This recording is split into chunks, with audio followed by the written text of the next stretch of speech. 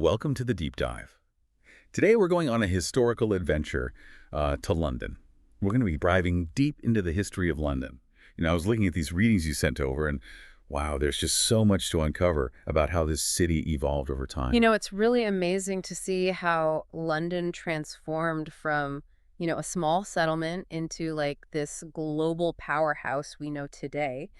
And get ready for some surprises because we're finding out that even the earliest chapters of London's history are still being rewritten with all this new archaeological stuff coming out. Yeah, I was going to say, we always think of Roman London as like the starting point, Yeah. but now we've got these archaeological finds that are like pushing the timeline way back. Oh, absolutely. Like that Mesolithic structure they found and that Bronze Age bridge near the Thames. It's like, whoa, hold on. It really makes you rethink everything. That bridge especially, I mean, that's a big deal. We're talking pretty sophisticated engineering, maybe even a whole community thriving there way before the Romans showed up. Right, and it makes you wonder, like, what else is still buried down there, just waiting to be found? So we have these little glimpses of prehistoric life, but it doesn't seem like there was a big pre-Roman city in London. Why is that?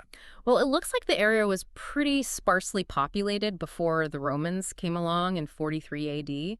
It's almost like they saw this empty space and thought, perfect, let's build an empire. Of course, the location was key. I mean, even back then, it was all about location, location, location. And that's what's so fascinating to me. Even way back then, London's story was tied to the Thames. It was this gateway, this connection to the rest of the world. So the Romans arrive, and Londinium is born. Paint us a picture. What was it like to live in Roman London?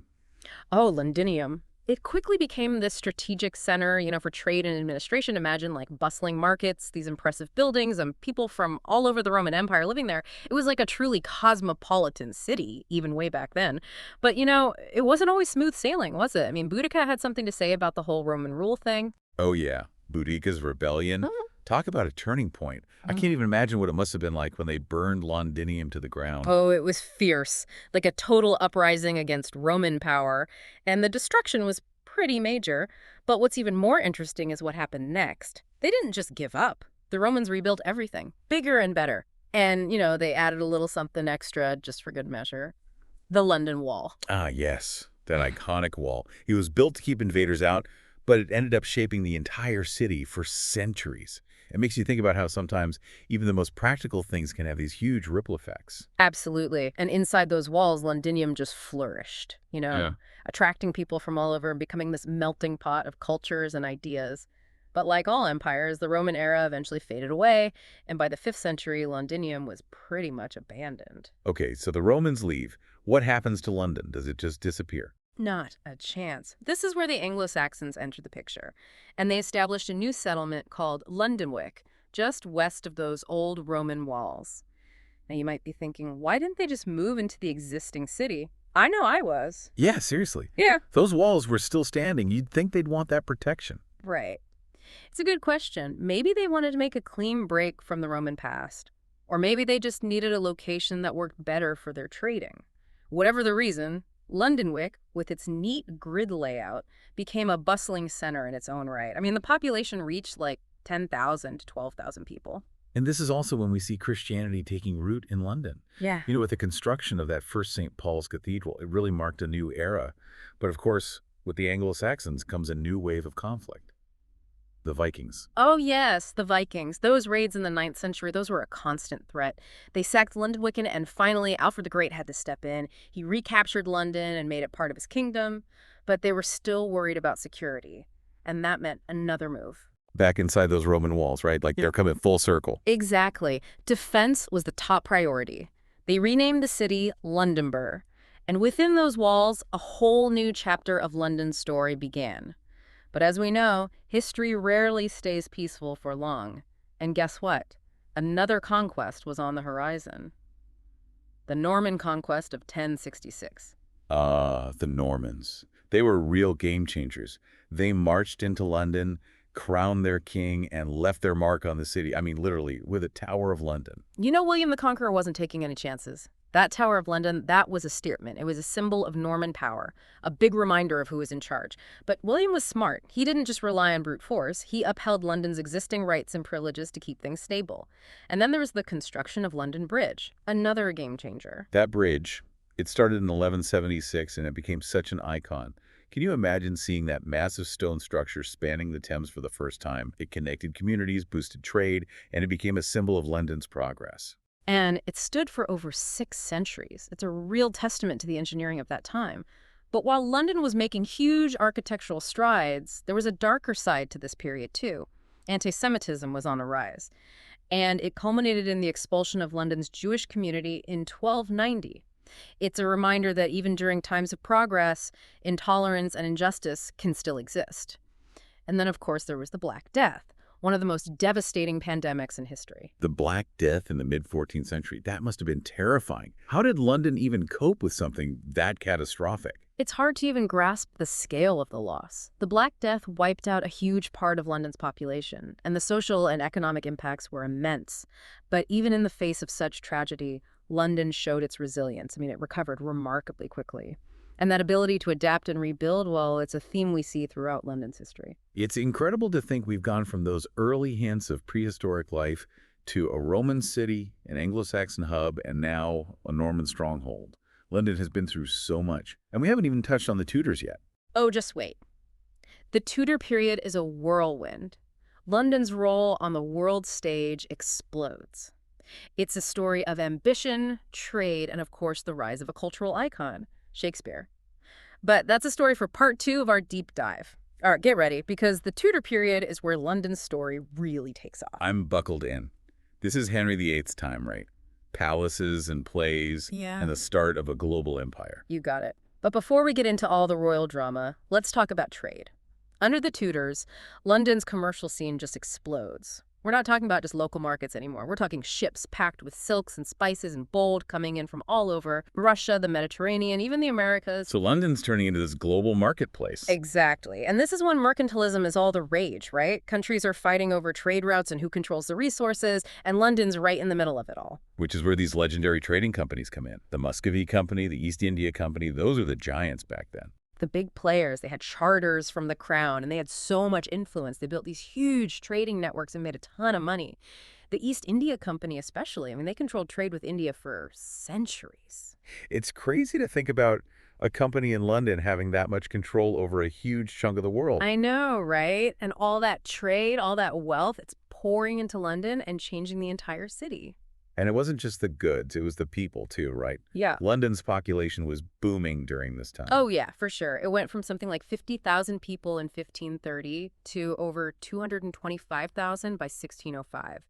People were coming from all over England and Europe to try to make their fortune in this booming city. So it's becoming a real melting pot, this mix of cultures and languages and ideas. Exactly. And this influx of people had a huge impact on the city's culture. London becomes a center for the arts, especially theater, and that's where we meet Shakespeare. The bard himself. Imagine seeing a Shakespeare play at the Globe Theatre with the Thames right there in the background. I know, and what's so cool is that Shakespeare's plays really capture the energy of Tudor London. The ambition, the social change, the mix of high culture and low culture, It was all there on stage. But let's not forget about the religious upheaval of the Reformation. Henry VIII breaking with the Catholic Church and shutting down all those monasteries. That must have had a huge impact on London. Absolutely. It was a wild time. Monasteries that had been part of London for centuries were suddenly closed, their land and their wealth all taken by the crown. It was a major power shift. And all of this is happening while London is still growing and expanding like crazy. It was a time of incredible change, both good and bad. London was getting richer and more powerful, but you could definitely start to see those growing pains. And they would only get worse in the Stuart era. Okay, so now we're heading into the 17th century, the time of plague and fire and civil war. I'm getting a sense that things are about to get dramatic. The Stuart period was definitely a wild ride. But in the middle of all the turmoil, there were some incredible advancements in science and the arts. People like Isaac Newton and Christopher Wren left their mark on history. But first, let's talk about the plague. The Great Plague of 1665-1666, one of the most horrifying events in London's history. I was reading Samuel Pepys' diary, and his descriptions of that time are just chilling. Pepys's diary really brings that time to life, doesn't it? The constant sound of bells tolling, the carts full of bodies, the fear that was everywhere. The plague really showed how vulnerable London was, even as it was becoming more powerful. And then, like the plague wasn't bad enough, the Great Fire of London starts in 1666. Another devastating event, but one that ultimately led to a remarkable transformation. That fire burned for days. It destroyed a huge part of the city, including St. Paul's Cathedral. But from those ashes came an opportunity to rebuild London, to make it safer and more beautiful. And that's where Christopher Wren comes in. His vision for a new London would shape the city for centuries to come. Wren was a genius. He was put in charge of rebuilding the city's churches. And his masterpiece, the new St. Paul's Cathedral, with its iconic dome, became this symbol of London's resilience. So a new London emerges from the ashes of the fire. Wider streets, grander buildings, but did everyone benefit from this transformation? That's a great question. We start to see these distinct social spheres emerging. The aristocracy, a lot of them lost their homes in the fire, and they moved west, creating these fashionable new areas like St. James's. So this is where the West End, as we know it today, starts to take shape, this hub for the wealthy and powerful. Right. While the city remained the center of commerce and trade, and this social and spatial division would have a lasting impact on London. But even with these divisions, London kept growing and prospering throughout the 18th century and really solidified its place as a global power. The 18th century was a time of crazy growth. It was driven by the expanding British Empire and the early stages of the Industrial Revolution. New districts were popping up all over, they built new bridges, and London's docks were packed with ships from everywhere. It must have felt like such an exciting time to be in London, like anything was possible. I know. London was becoming a magnet for intellectuals and artists. Coffee houses were these centers for debate and discussion, and Fleet Street emerged as the center of this growing national press. So we've got trade, culture, politics, all coming together in 18th century London. It's evolving into a modern metropolis, but surely it wasn't without its challenges, right?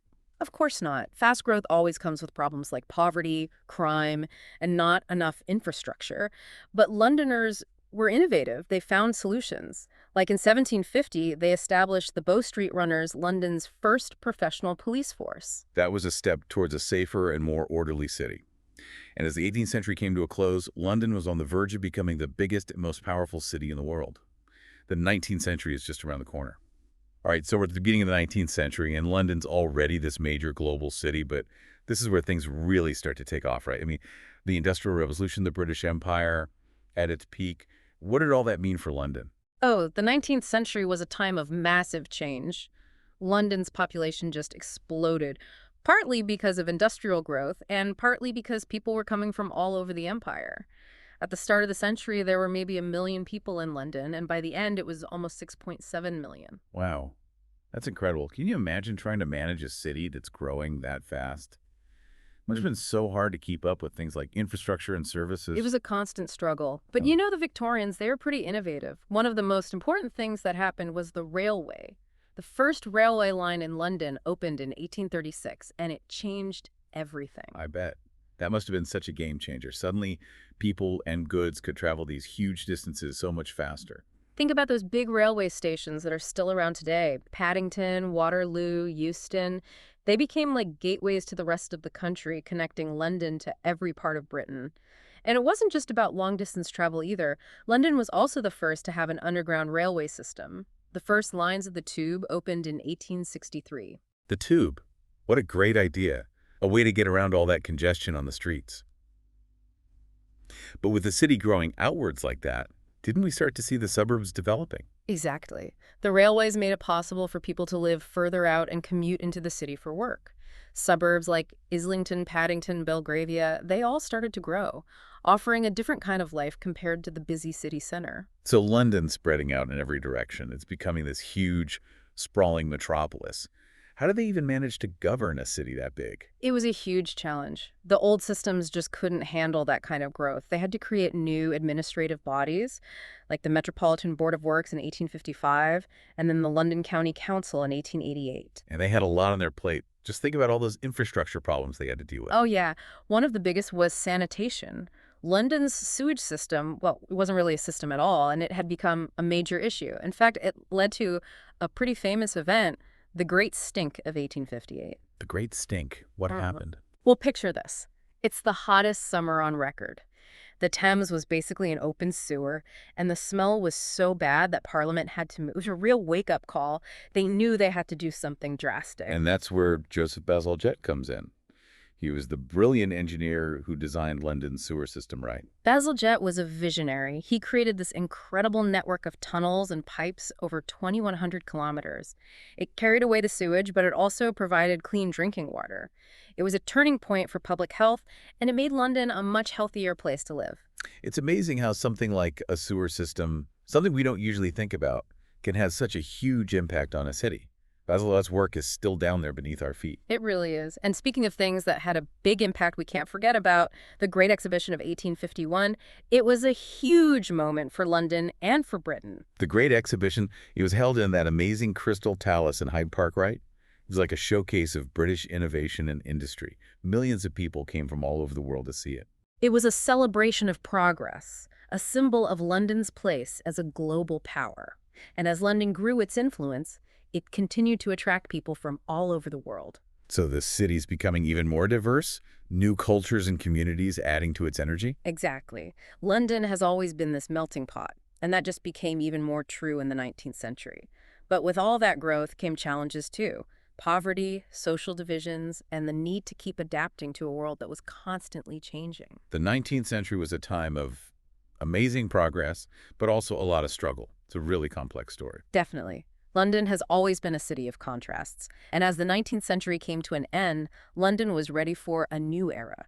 The 20th century would bring its own challenges and triumphs, but London would keep evolving, adapting, reinventing itself, just like it had for centuries. And that brings us to the end of our whirlwind tour of London's history. What a journey! From those early signs of prehistoric life all the way to the 20th century, we've seen this city transform itself over and over again. It's a story of resilience, innovation, and the human spirit. It's really amazing to think about all the people who lived here, all the stories they had, all the events that happened in this one city over thousands of years.